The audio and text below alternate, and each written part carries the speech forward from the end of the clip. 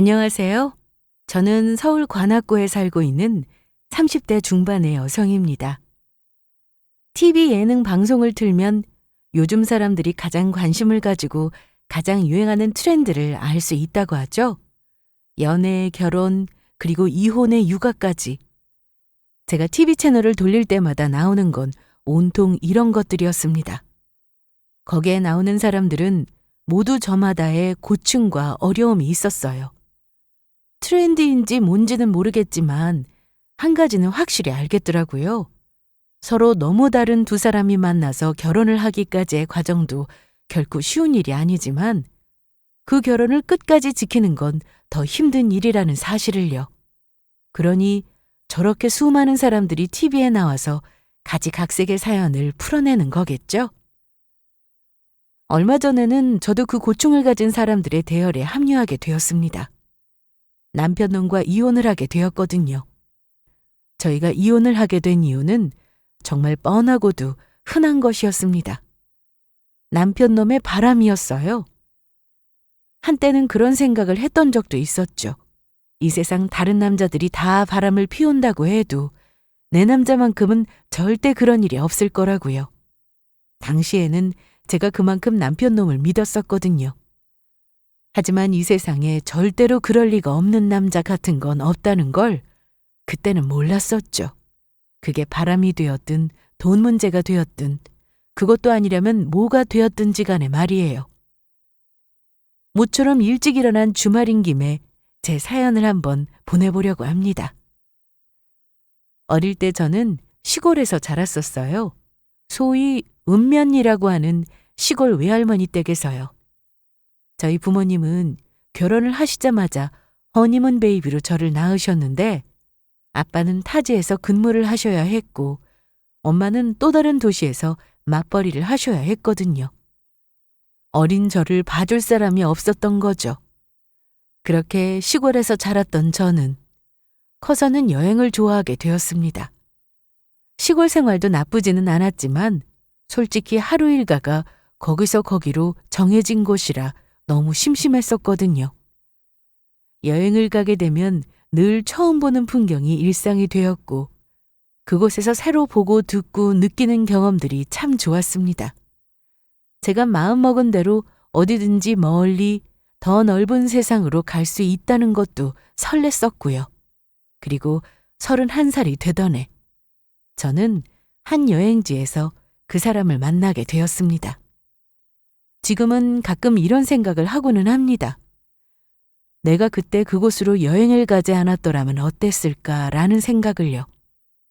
어차피 이제 와서는 의미 없는 가정일 뿐이지만요. 제가 떠났던 곳은 당시까지만 해도 터키라고 불렸던 튀르키예였습니다. 언젠가 TV에서 사람들이 그곳으로 여행을 떠나는 걸 본 적이 있었거든요.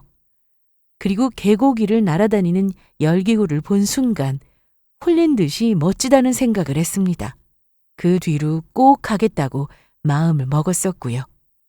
하지만 마음만 먹으면 쉽게 떠날 수 있는 아시아와는 다르게 이상하게 튀르키예만 가려고 하면 뭔가 일이 생기더라고요.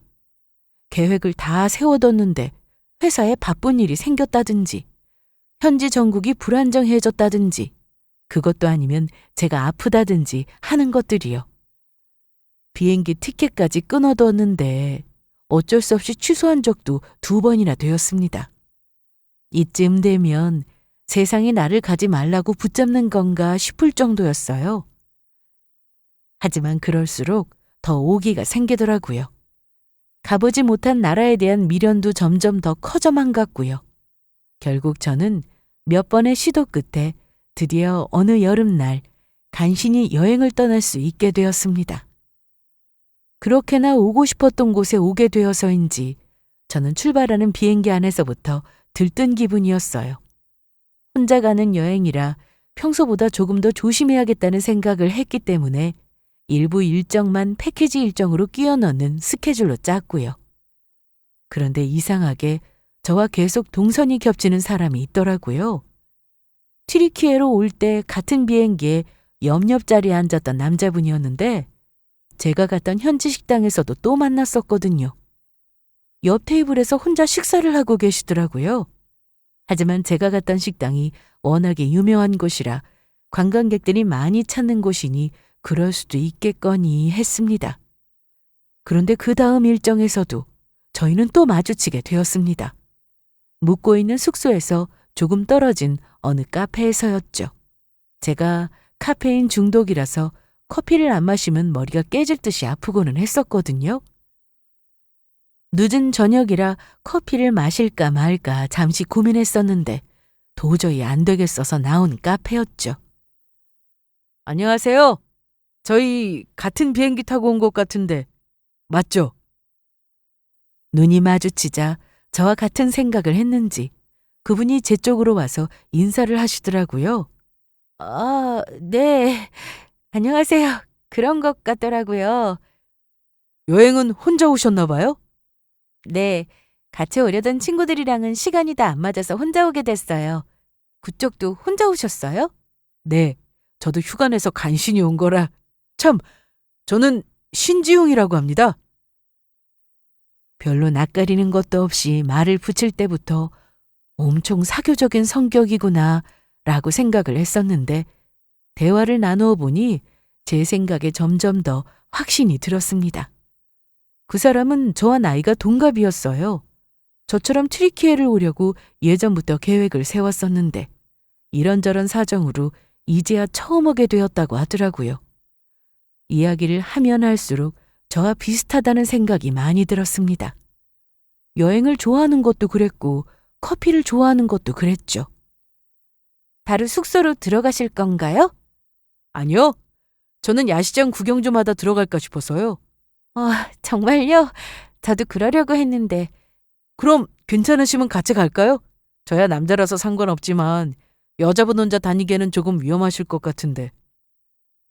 저도 카페를 나가서는 여유롭게 야시장이나 둘러볼까 하던 참이었거든요. 마침 그리로 가신다고 하길래 얼른 따라 나섰죠.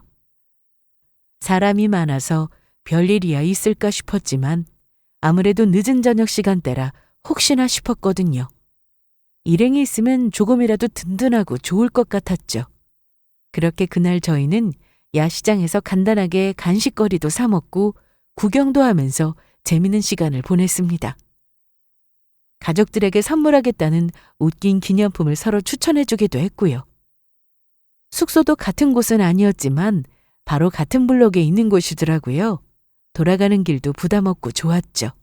그 뒤로 저희는 자유 일정 기간 동안 종종 만나서 함께 시간을 보냈습니다.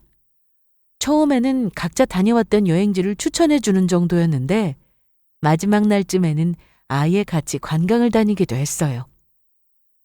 한국에 돌아오고 나서도 저희는 가끔씩 연락을 주고받았어요.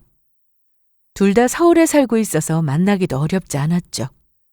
그렇게 한 달 정도 더 시간을 가진 후에 저희는 결국 사귀는 사이가 되었습니다.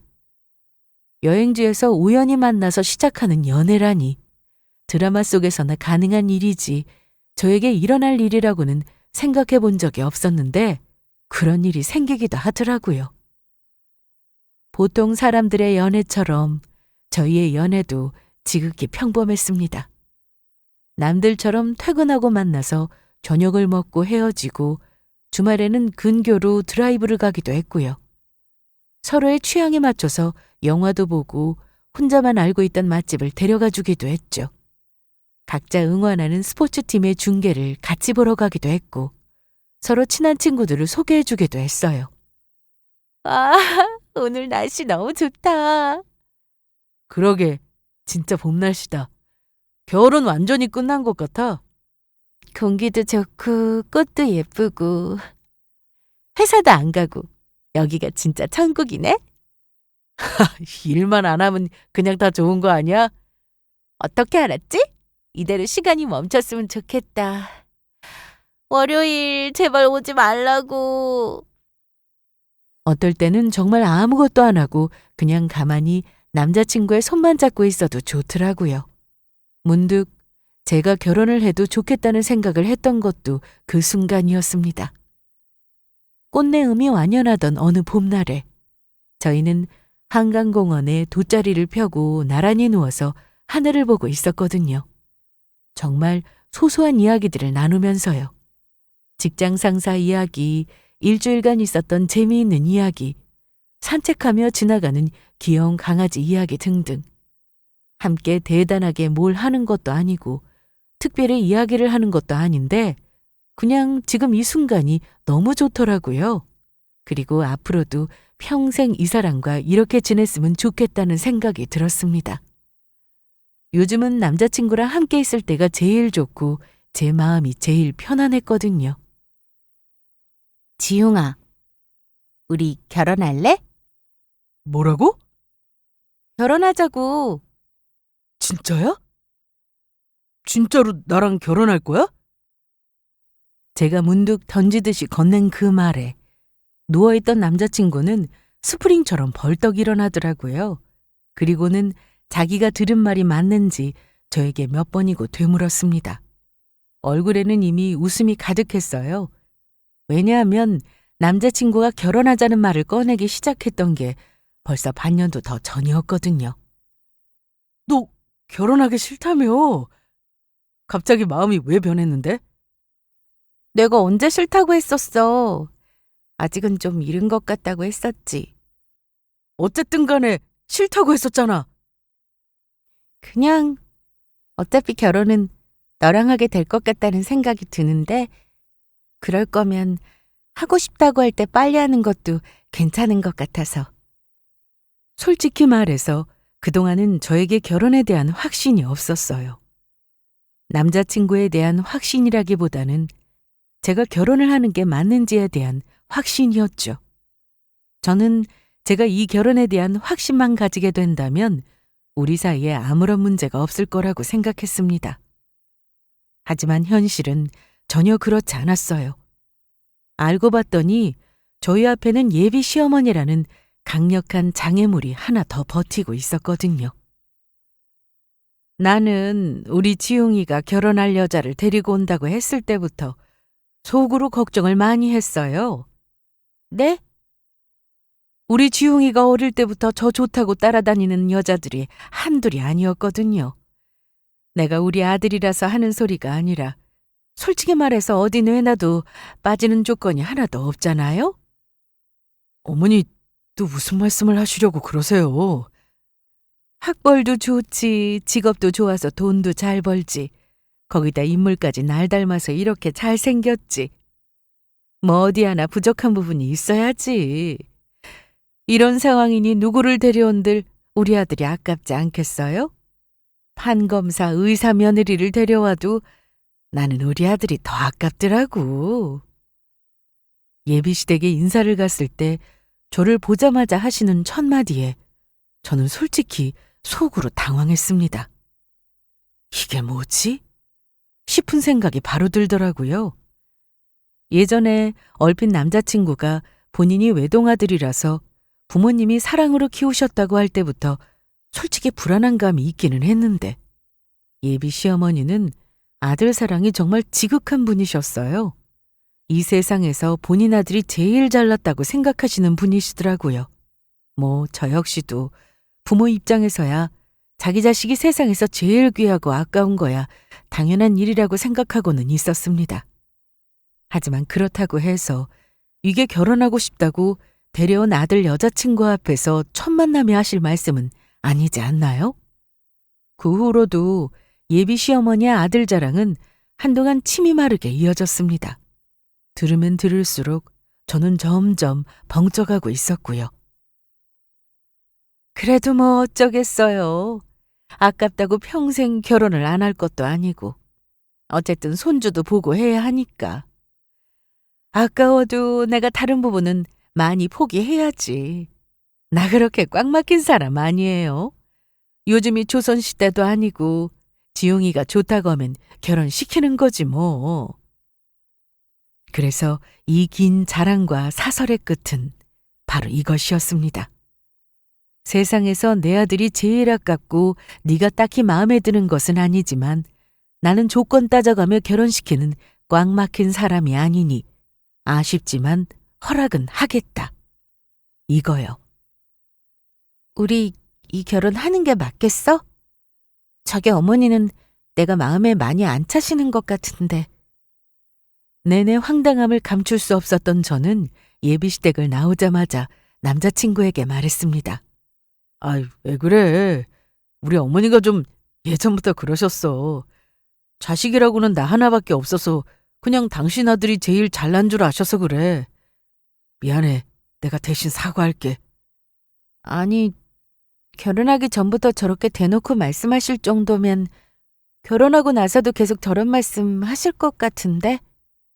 아니야. 내가 절대 그런 일 없게 할게. 어차피 결혼하고 나서 자주 볼 일도 없어.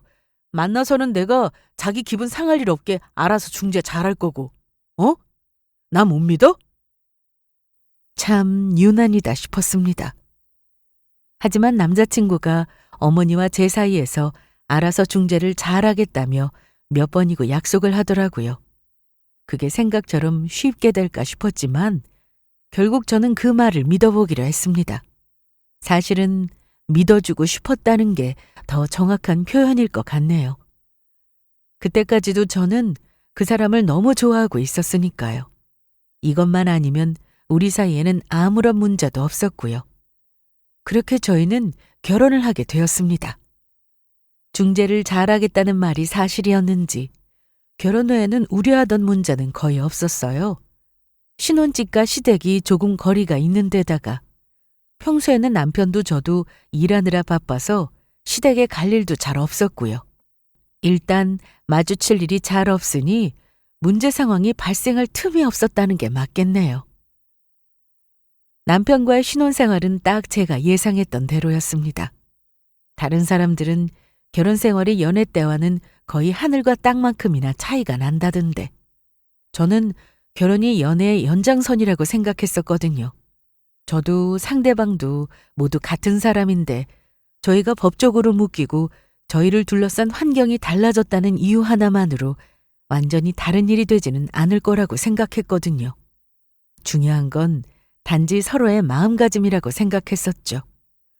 저희 둘 다 서로를 아끼고 좋아하는 마음만 변하지 않는다면 우리의 결혼 생활도 항상 연애를 하는 것처럼 설레고 행복할 거라고 믿었던 거죠. 야, 신혼집 너무 좋다. 어째 우리 집보다 더 좋은 것 같은데? 너희 집은 신축인데 우리랑 비교가 되냐? 다 우리 와이프가 워낙에 잘 꾸며놔서 그래. 그러게, 역시 재수 씨가 디자인 전공해서 그런지 감각이 남다르시네. 너는 임마 재수 씨가 구제해준 걸 평생 감사하면서 살아. 안 그래도 날마다 감사 인사드리면서 살고 있다. 남편에게는 친한 친구 부부가 있었어요. 남편의 친구는 남편과 중고등학교를 함께 나온 동창이었는데 그때부터 절친한 친구 사이였었다고 하더라고요. 대학은 다른 곳에 가게 되면서 잠시 떨어지게 되었지만 직장을 근처로 잡게 되면서 예전처럼 다시 만날 수 있었다고 했고요. 친구네 부부는 저희가 결혼하기 1년 전쯤에 결혼한 커플이었는데 연애를 하던 시절부터 저희 넷이서 종종 만나서 자주 어울리고는 했었죠. 동갑인데다 친구네 부부 둘 다 성격이 워낙 좋아서 저도 금세 친하게 어울릴 수 있었습니다. 신혼집 집들이에도 가장 먼저 초대한 게 서로일 정도로 저희는 가깝게 지냈고요. 언니, 다다음 주에 저희 야구장 가는 거 어때요? 홈경기 있던데. 표는 저희가 예매할게요. 와, 너무 좋죠. 그럼 표는 지혜 씨한테 부탁하고 먹을 건 저희가 준비할게요. 에이, 먹을 것도 준비할 필요 없어요. 요즘 야구장 가면 거기서 다 팔아요. 없는 게 없어요. 남편 친구 와이프도 저를 언니라고 부르면서 잘 따랐습니다. 저보다는 4살이 어렸는데 얼굴도 예쁘고 성격도 참 싹싹했고요. 처음 만났을 때부터 어딜 갔는지 예쁨 받겠다 싶었는데 실제로도 부침성이 있고 예의도 바르더라고요. 마침 저희 넷이 다 활동적인 성격이라 캠핑이며 여행이며 경기 관람이며 밖에서 자주 만나 시간을 보냈고요. 제게는 없던 여동생이 생긴 느낌이라 참 좋았습니다. 결혼이라는 게 서로의 인맥과 인연을 나누는 거라더니 남편 덕분에 이런 좋은 인연도 만났구나 하고 생각했었죠. 그러던 어느 날이었습니다. 여보, 나 헬스장 다녀올게. 어제 야근까지 하고 안 피곤해? 오늘은 그냥 좀 쉬지. 아니야, 그럴수록 땀 좀 빼줘야지. 여름도 다가오는데 빨리 몸도 만들어야 하고. 못 만들어서 뭐 하게? 뭐 하긴, 그래야 당신한테 사랑받을 거 아니야. 당신 몸 안 좋은 남자 너무 싫다며. 남편은 저에게 잘 보여야 한다면서 열심히 헬스장을 다니는 중이었습니다. 얼마 전에 안 하던 PT까지 끊으면서 각오를 다지고 있더라고요. 처음에는 좀 다니다 말겠지 싶었는데 어쩐 일인지 이번에는 운동하겠다는 그 결심이 꽤나 오랫동안 지속되고 있었어요. 아닌 게 아니라 최근 들어서는 부쩍 외모에도 신경을 많이 쓰고 몸 관리에도 신경을 쓰더라고요. 사실 제가 그런 말을 하기는 했었거든요. 지나가는 말로 당신 요즘 살찐 것 같다고요. 야근을 하면서 야식을 많이 먹는 데다가 회식까지 많아서 그런지 남편이 확실히 예전보다는 몸무게가 많이 불어난 상태였습니다. 나중에 남편이 하는 말이 그때 했던 제 말에 충격을 받았다고 하더라고요. 잘 몰랐는데 이제는 본인도 자각을 하게 됐다나 뭐라나 하면서요. 어쨌거나 운동을 하는 게 나쁜 일은 아니었으니 저는 남편을 응원해 주었습니다. 다만 피곤에 쪄들어 있으면서도 하루도 빠짐없이 꼬박꼬박 헬스장에 나가는 게 의아하긴 하더라고요. 저렇게까지 할 일인가 싶어서요. 남편은 한번 헬스장에 나가면 2~3시간씩 있다가 돌아오고는 했습니다. 남편이 돌아올 시간쯤 돼서 저는 메시지를 보냈어요. 냉장고에 저녁거리가 없는 게 생각이 나서 오늘은 외식을 할지 물어보려고 했거든요. 그런데 남편한테서는 계속 답장이 없었습니다. 아예 메시지를 읽지도 않은 것 같더라고요. 집에서 답장이 오기만을 기다리고 있다가 결국 일어나서 차를 끌고 남편의 헬스장 쪽으로 향했어요. 어차피 운동이 끝나고 나올 때는 메시지를 확인할 테니 그때 바로 남편을 픽업해서 식당으로 바로 이동하려고요. 헬스장이 우리 동네에 있기는 했지만 걸어가기에는 조금 애매한 거리라서 차를 끌고 가야 했거든요. 근처에 도착해서 차를 세워두고 저는 커피를 한 잔 테이크아웃해서 헬스장 입구 쪽으로 걸었습니다. 마침 저 멀리 입구에서 남편이 나오고 있더라고요. 저는 반가운 마음에 그쪽으로 얼른 달려갔습니다. 그런데 제 목소리에 놀라 돌아보는 남편의 옆에는 누군가 있었습니다. 여보. 지혜 씨? 지혜 씨가 여기를 왜... 지혜 씨였어요. 남편의 친구의 와이프요. 남편은 생각지도 못한 저의 등장에 놀란 얼굴이었지만 어리둥절하기는 저도 마찬가지였습니다. 하지만 남편은 언제 놀랐냐는 듯이 금방 활짝 웃으면서 얼른 제 쪽으로 달려와 제 손을 잡더라고요. 아, 내가 말을 안 했었나? 재수 씨 얼마 전부터 나 다니는 헬스장에 같이 다니기 시작했어. 언니, 잘 지내셨어요? 오랜만이에요. 네, 오랜만이네요. 그런데 왜 여기까지 헬스장을 다녀요? 지혜 씨네 집에서 멀지 않아요? 의아한 제 얼굴에 지혜 씨는 고개를 저었어요. 약간 멀기는 해요. 근데 저희 동네 헬스장은 다 너무 시설이 안 좋아서요. 마음에 드는 곳이 없어서 계속 고민하고 있었는데 마침 여기가 좋다고 추천하시길래 등록했어요. 아, 그래요? 여기 새로 오픈해서 시설도 좋고 PT도 잘 봐준다고 내가 완전 추천했지. 조만간 넷이서 함께 보자는 짧은 인사를 마치고 저희는 그렇게 헤어졌습니다. 하지만 그날의 일은 그 뒤로도 계속 제 머릿속에 맴돌았어요. 그때 분명히 남편이 지혜 씨에게 어깨동무를 하고 있었거든요. 절대로 제가 잘못 본 게 아니었어요. 두 사람은 저보다도 더 먼저 알고 지내던 오래된 사이였고 워낙에 자주 봐서 친했으니 어떻게 보면 그 정도의 스킨십은 할 수도 있는 거 아닌가 싶기도 했어요. 하지만 아무리 좋게 생각해 주려고 해도 영 찜찜하더라고요. 자꾸 안 좋은 예감이 들기 시작했습니다. 저를 보며 깜짝 놀라던 두 사람의 반응도 분명히 단순히 저를 만나서 반감에 놀란 얼굴이 아니었어요. 나였다면 어땠을까를 수십 번도 더 상상해봤지만 저라면 뜻밖의 장소에서 우연히 마주치게 된 남편을 보고 그런 표정을 짓지는 않았을 것 같았거든요.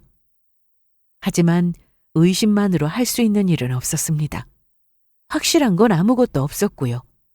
그 뒤로는 의심스러울 만한 그 어떤 정황도 발견하지 못했습니다. 제가 잘못 생각한 것이거나 그게 아니라면 두 사람이 좀 더 조심했기 때문이었겠죠.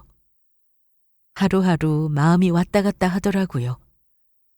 여전히 저에게 잘하는 남편을 보면서 괜한 걱정이었겠거니 하는 날도 있었고 또 말도 없이 퇴근이 늦어지는 남편을 기다리며 온 신경이 곤두서기도 했고요. 나름대로 인터넷을 뒤져서 바람의 정황을 포착하는 방법에 대해서도 찾아보았지만 별 소득은 없었습니다. 한편으로는 저도 이게 그저 저의 기우로만 끝나기를 간절히 바랐고요. 하지만 꼬리가 길면 잡힌다는 옛말이 있었던가요? 저는 결국 이 의심의 꼬리를 잡고야 말았습니다.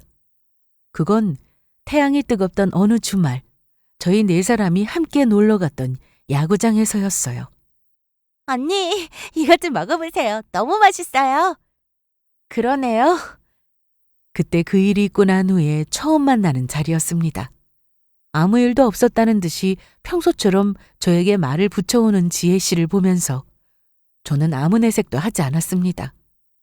무슨 일이 있었던 것도 아니니 사실 뭐라고 할 만한 이야기가 없기도 했고요.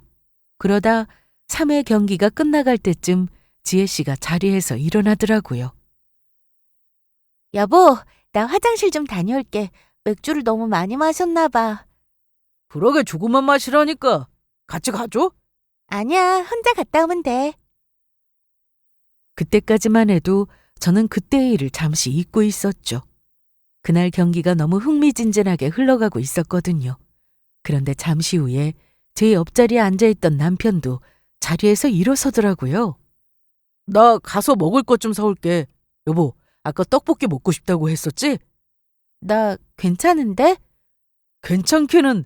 그래놓고 이따가 또 집에 가서 떡볶이 못 먹었다고 하려고? 다녀올게. 잠시만 기다려.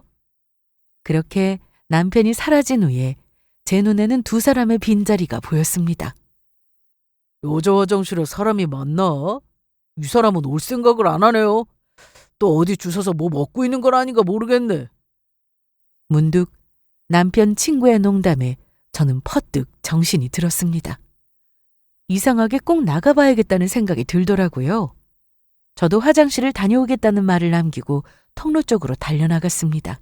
그리고 얼마 지나지 않아 여자 화장실 근처에서 저는 두 사람을 발견할 수 있었어요. 남편 키가 다른 사람보다 머리 하나는 더 있는 편이었기 때문에 찾는 건 그렇게 어렵지 않았거든요. 지혜 씨도 밝은 염색모라서 눈에 띄는 모습이었고요. 이거 먹어볼래? 맛있어? 딱 자기가 좋아할 맛. 그런데 불길한 예감은 왜 그렇게 잘 맞아떨어지는 걸까요? 그곳에서 제가 본 것은 두 사람이 손을 마주 잡고 있는 광경이었습니다. 심지어 아이스크림을 하나씩 나눠들고 잡지 않은 손으로는 서로에게 그걸 한 입씩 먹여주고 있더라고요. 그걸 보자마자 저는 등줄기를 타고 온몸에 소름이 쫙 끼치는 걸 느꼈습니다. 놀라서 아무 말도 안 나온다는 얘기가 그때 뭔지 알겠더라고요. 그래도 이 모든 상황이 그저 저의 막연한 의심으로만 끝나길 그렇게 바래왔었는데 저를 기다리고 있던 것은 그 누가 봐도 부정하지 못할 명백한 증거였습니다. 눈앞이 캄캄해지고 온몸에서 피가 빠져나가는 기분이었어요. 이명이라도 온 것처럼 그 순간 주변의 소리가 모두 멎고 제 심장이 쿵쾅거리는 소리만이 바로 제 귓가에서 들리는 것처럼 크게 울리더라고요. 저는 덜덜 떨리는 손으로 핸드폰을 꺼내들었습니다. 그리고 바로 동영상 녹화 버튼을 눌렀어요. 그 정신이 없는 와중에도 이걸 남겨야겠다는 생각만 들더라고요. 무조건 이 순간을 남겨놔야 한다고요. 그리고 저는 후다닥 자리로 돌아왔습니다. 두 사람은 잠시 후에 따로따로 자리로 돌아왔고요. 저는 아무렇지도 않게 다시 경기에 집중하는 척 했습니다. 하지만 이미 제 머릿속은 새하얗게 변해버린 뒤였어요. 남은 시간 내내 바로 곁에서 두 사람의 웃음소리를 듣고 있는데 딱 한 가지 생각만 들더라고요. 바로 저 두 인간을 어떻게 조져버릴지에 대한 생각이었죠. 그리고 이제는 이 결혼 생활이 끝났다는 생각만 들더라고요. 남편놈과 제가 이 세상에서 가장 가까운 사이인 부부로 지내는 날은 오늘이 마지막이었습니다. 법적으로는 아직 기한이 남았을지 몰라도 제 마음속에서는 이미 끝난 것이었죠. 나중에는 웃기기까지 하더라고요. 할 때는 마치 영원을 살 것처럼 했던 결혼이었는데 우리 사랑의 유통기한은 고작 1년이 전부였다는 사실이요. 그날부터 저는 본격적으로 이혼을 준비하기 시작했습니다. 이제는 심증이 아닌 물증까지 얻었겠다. 더 이상은 머뭇거릴 이유가 전혀 없었거든요. 혼자 준비하는 이혼이라도 해야 할 일은 많았습니다. 이혼 변호사를 알아보고 변호사가 시키는 대로 최대한 증거를 수집했고 이혼 이후의 주거지 같은 것들도 다 계획해야 했고요. 그런데 그 와중에 갑자기 친정엄마가 병원에 입원을 하시게 되었습니다. 퇴근하자마자 온 연락에 놀라서 병원으로 달려갔더니 저혈당 쇼크였다고 하시더라고요. 엄마가 원래 당뇨가 있으셔서 인슐린 주사를 맞고 계셨거든요. 너희 엄마가 저번 달부터 수치가 좋아진 것 같아서 의사랑 상의해서 주사를 안 맞고 있었거든. 그런데 오늘 저녁 준비하다가 갑자기 어지럽다면서 쓰러졌지 뭐냐. 쓰러지시면서 어디 부딪히신 데는 없고요? 다행히 그러진 않았고 너희 엄마 쓰러진 거 보고 나도 얼마나 놀랐는지 괜히 너한테까지 연락해서 놀라게 한 건 아닌가 모르겠네. 엄마 입원하셨다는데 당연히 제가 와야죠. 아, 큰일은 아니라니 다행이기는 한데. 엄마는 의식이 흐릿한 상태로 응급실로 실려오셨다고 하더라고요. 손발이 덜덜 떨리고 심장이 터질 것처럼 두근거리는 상태였다고요. 다행히 엄마는 병원에서 응급처치를 받은 뒤에 상태가 많이 괜찮아지셨습니다. 주치의는 하루 정도 입원해서 조금 더 경과를 지켜본 후에 퇴원을 하면 된다고 하더라고요. 그 이야기를 듣고 아빠와 한숨 돌리고 있는데 남편에게서 연락이 왔습니다. 그제서야 오늘 퇴근하고 시댁에 가기로 했던 게 생각이 나더라고요. 당신 어디야? 계속 전화도 안 받고. 아, 미안해. 나 엄마가 갑자기 병원에 입원하셨어. 뭐? 장모님이? 어디가 아프신데? 당뇨 때문에 저혈당 쇼크라고. 저는 남편에게 사정 설명을 했습니다. 아직은 그 누구에게도 제가 이혼하겠다는 의사를 통보한 적이 없는 상태였어요. 그러니 한 달도 더 전에 예정되어 있던 시댁 행사에도 당연히 참석을 하기로 했었죠. 오늘이 시어머니 생신이라 퇴근 후 저녁에 시댁에서 다 같이 식사를 하기로 했었거든요. 저는 그날 밤 병원에서 밤을 새고 이튿날 아침에 집으로 돌아왔습니다. 병원 보호자 침대가 편하지도 않았고 엄마가 밤새 앓으셔서 저도 덩달아 밤을 새는 바람에 온몸이 녹초가 될 정도로 피곤하더라고요. 얼른 들어가서 샤워를 하고 잠깐이라도 눈을 붙여야겠다는 생각뿐이었습니다. 그런데 집으로 돌아온 저를 기다리고 있던 것은 뜻밖에도 시어머니였습니다. 어머님? 여기는 어쩐 일이세요? 너 어제 도대체 어떻게 된 거냐? 전화도 안 받지. 우리가 너를 얼마나 기다린 줄 알아? 화가 머리끝까지 난 목소리였어요. 분에 못 이겨서 당장이라도 소리를 지를 것처럼 시근덕거리고 계시더라고요. 저는 의아하지 않을 수 없었습니다. 분명히 어제 남편을 통해서 이쪽 사정을 설명했었는데 전달을 못 받으신 건가 싶었죠. 저는 오늘따라 옆에서 아무 말이 없는 남편을 힐끔 쳐다보고는 입을 열었습니다. 이 사람한테 다 설명했는데 말씀 못 들으셨어요? 어제 저희 엄마가 갑자기 입원을 하셔서요. 들었다. 그래서 지금 그것 때문에 우리를 쫄쫄 굶겼다는 거냐? 그것도 시어미 생일에? 네? 겨우 당뇨인지 뭔지 때문에 거기를 쪼르르 달려가느라고 안 왔던 거냐고! 너 도대체 시어미 알기를 얼마나 우습게 하는 거야? 순간 저는 어이가 없어져서 말문이 막히더라고요. 저혈당 쇼크로 입원까지 하곤 저희 엄마한테 겨우 당뇨인지 뭔지 때문에라니요. 시어머니는 그 흔하다는 혈압도 당뇨도 없는 건강 체질이었습니다. 그래서 당뇨 환자가 한순간에 얼마나 위험해질 수 있는지에 대해서 잘 모르시는 것 같더라고요. 평소에 말씀하시는 걸 들어봐도 당뇨에 대해서 얼마나 무지한지를 알 수 있었고요. 하지만 아무리 그렇다고 해도 다른 사람도 아니고 사돈이 병원에 입원까지 했다는데 어떻게 저런 말을 내뱉을 수가 있을까요? 제 상식으로는 도저히 이해가 되지 않는 일이었습니다.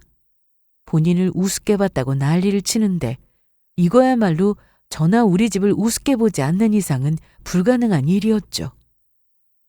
저를 더 기막히게 만든 것은 바로 그 다음 대사였습니다. 살다 내 이런 황당한 경우는 또 처음이구나. 니네 신혼집 내놨다. 네? 시어미를 우습게 알아도 유분수지? 시집 온 지 얼마나 됐다고 시어미 생일에 쪼르르 친정엄마한테 달려가? 아무리 생각해도 그냥은 못 넘어가겠다. 니네 신혼집 내놨으니까 원룸에 월세를 들어가든 고시원을 들어가든 알아서 해라. 이건 또 무슨 말 같지도 않은 소리인지 진짜 황당해서 웃기기까지 하더라고요. 그러니까 시어머니 생신에 시댁을 나눈 괘씸한 며느리를 잡겠다고 부동산에 아들네 신혼집을 내놨다는 이야기였습니다. 한마디 상의도 없이 본인 마음대로 내놓고 심지어 그걸 저한테 지금 통보로 알려주고 있는 것이었고요. 와, 타이밍 좋네요. 저는 터져나오는 웃음을 참을 수가 없어서 한참을 피식거렸습니다. 너 아직도 상황 파악이 안 되니? 뭐가 웃기다고 피식거리고 있어? 그런 제 반응에 시어머니는 더더욱 기가 막혀 하기 시작했고요. 하긴 집까지 내놓는 초강수를 뒀는데 며느리가 싹싹 빌기는커녕 오히려 휘죽거리고 있었으니 그럴만도 했죠. 황당해하는 시어머니와 그 옆에서 어리둥절한 얼굴로 저를 쳐다보고 있는 남편놈을 한 번씩 쳐다본 저는 안방으로 들어가 서류봉투를 하나 꺼내왔습니다. 어머님 아들이 바람이 났거든요. 그래서 저한테 이혼당할 예정이에요. 뭐라고? 안 그래도 이 말을 언제 해야 하나 고민하고 있었는데 마침 잘 됐네요. 돈 없다면서 위자료 제대로 안 내놓을까 봐 걱정했는데 집까지 팔려고 내놓으셨다니 걱정 덜게 생겼지 뭐예요? 저희가 살고 있는 신혼집은 시어머니의 그 잘난 아들이 대출을 엄청나게 받아서 구해온 집이었습니다. 물론 결혼한 이후에는 저도 같이 맞벌이로 대출금을 열심히 갚고 있었고요. 결혼 생활을 이대로 유지했다면 아마 저 대출금을 다 갚을 때까지 저도 몸을 갈아서 보탰겠죠. 이제는 그럴 일도 없어졌지만요. 저는 서류 봉투에서 꺼낸 것들을 던지듯 내려놓았습니다. 당황한 남편놈이 얼른 그것들을 주워들었고 이어서 시어머니가 그걸 빼앗듯이 가져가더라고요. 아니 이게 대체... 여보, 지웅이 너 이거 사실이야? 거기에는 이혼 서류와 함께 제가 지금까지 모았던 남편놈의 외도 증거가 빼곡히 들어가 있었습니다. 구체적인 날짜, 장소, 상황 묘사에 사진 증거까지 그 누가 봐도 발뺌할 수 없을 명백한 증거들이었어요. 남편놈의 얼굴은 사색이 되다 못해 마치 핏기가 싹 가신 사람처럼 새하얗게 질렸습니다. 얼마나 놀랐는지 자신의 모습이 찍힌 사진을 들고 있는 두 손을 부들부들 떨고 있더라고요. 그리고 시어머니는 더했습니다. 미친 듯이 서류를 넘기며 사진을 뒤집던 시어머니는 이내 소리를 지르면서 남편의 등짝을 후려갈기기 시작했어요. 네가 제정신이야? 네가 제정신이야? 너희 아버지란 인간이 우리한테 했던 짓을 보고서도 어떻게 네가 바람을 피울 수가 있어? 어머니, 그게 아니고요. 여보, 내 말 좀 들어봐. 다 오해야. 이거 아니라고. 시어머니는 거의 개거품을 물면서 남편놈을 때리고 있었어요. 그 인간은 깜짝 놀라서 시어머니의 손을 막더니 그러면서 저를 향해 계속 말 같지도 않은 변명을 늘어놓기 시작했습니다. 모든 게 오해라고요. 여기 증거들을 보고도 오해라는 말이 나와? 혹시나 했지만 정말 마지막 남은 양심도 없구나. 네가 최소한 인간이면 나한테는 잘못했다는 사과부터 나오는 게 맞지 않을까?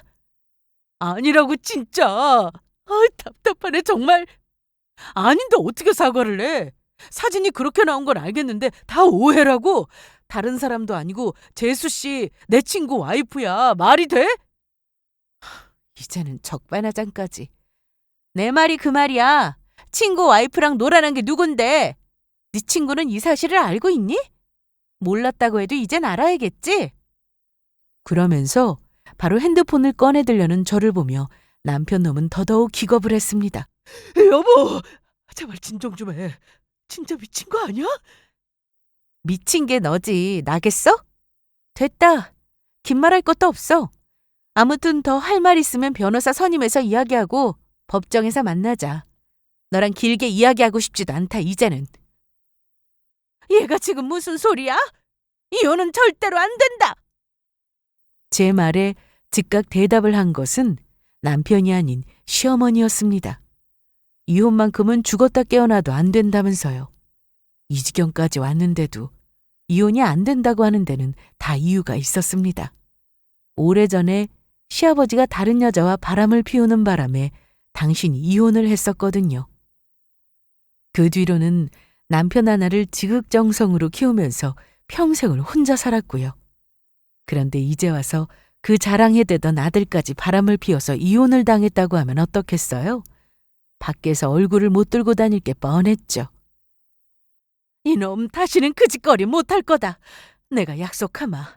약속할 테니까 이혼만큼은 절대로 안 된다. 글쎄요. 바람이 한 번으로 끝나는 게 문제일까요? 어머님이 하는 약속이 무슨 의미가 있는지도 저는 잘 모르겠고요.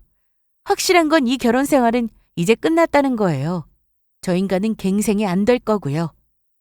그 뒤로도 시어머니는 한참 동안이나 저를 어르고 달래며 이혼은 안 된다고 매달렸습니다. 하지만 제가 완강하게 소송으로 가겠다고 대답하자 제발 조용히 협의 이혼으로 마무리해달라고 매달리더라고요.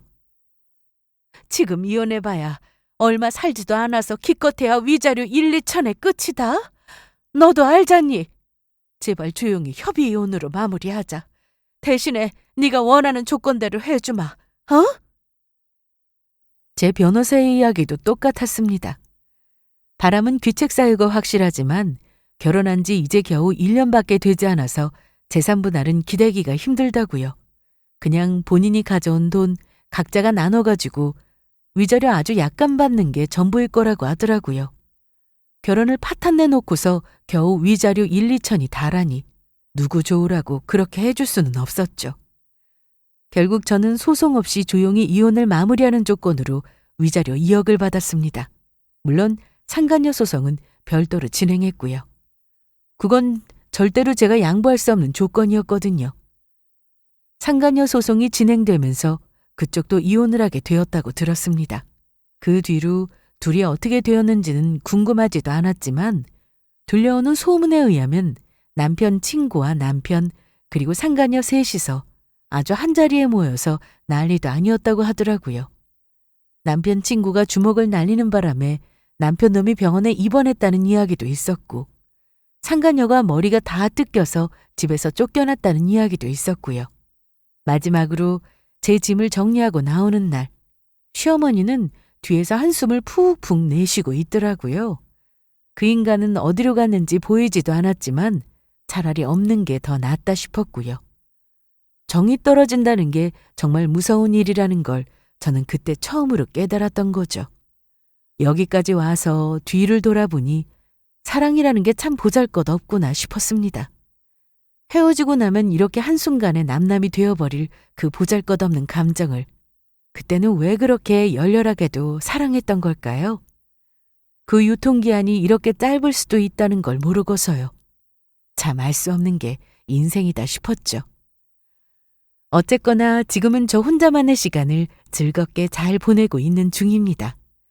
한동안은 그 인간 생각만 하면 자다가도 화가 나서 이불킥을 할 정도로 심적인 스트레스를 받았었는데 지금은 그것도 다 지나가는 일이 되어버렸고요. 조금 더 안정을 찾으면 조만간 여행이나 떠나볼까 합니다. 이번에는 정말 홀가분한 마음으로 아주 긴 여행을요. 여기까지 들어주셔서 감사합니다.